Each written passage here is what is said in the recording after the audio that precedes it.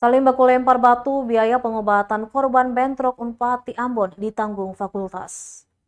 Saya sangat mengharapkan bahwa Wakil Rektor Bidang 3 Kemahasiswaan Yusuf Madubun memastikan biaya pengobatan mahasiswa korban bentrok Unpad akan ditanggung masing-masing fakultas. Madubun mengakui telah menyampaikan hal tersebut ke kedua dekan fakultas yang terlibat bentrok, yakni Fakultas Keguruan dan Ilmu Pendidikan dan Fakultas Teknik.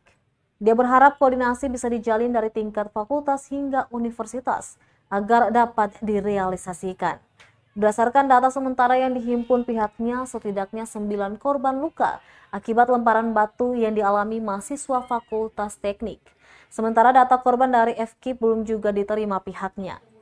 Dia pun meminta para mahasiswa Unpad agar menahan emosi dan sudahi perkelahian, sehingga aktivitas pembelajaran di kampus orang Basudara itu bisa terlaksana sebagaimana mestinya. Dipetakan sebelumnya dua kelompok mahasiswa di Universitas Patimura Ambon ricuh Kamis 16 Juni 2022 siang. Bentrokan tersebut melibatkan mahasiswa Teknik Unpad dan mahasiswa Penjas FKIP. kita semua, bukan siapa-siapa. Mungkin saja di antara fakultas teknik anak-anak. Ya, saya tadi meminta untuk pimpinan fakultas bisa mengambil langkah untuk memperhatikan mereka yang menjadi korban itu. Kalau bisa mungkin dari sisi pembiayaannya bisa ditangani oleh fakultas, dan saya kira nanti akan ada koordinasi antara tingkat universitas, pimpinan universitas dengan pimpinan fakultas untuk kelanjutannya.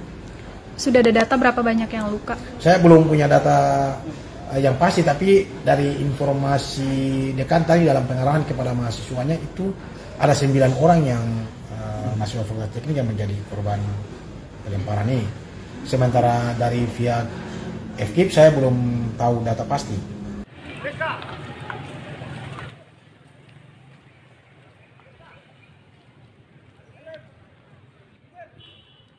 Terima kasih sudah nonton. Jangan lupa like, subscribe, dan share ya.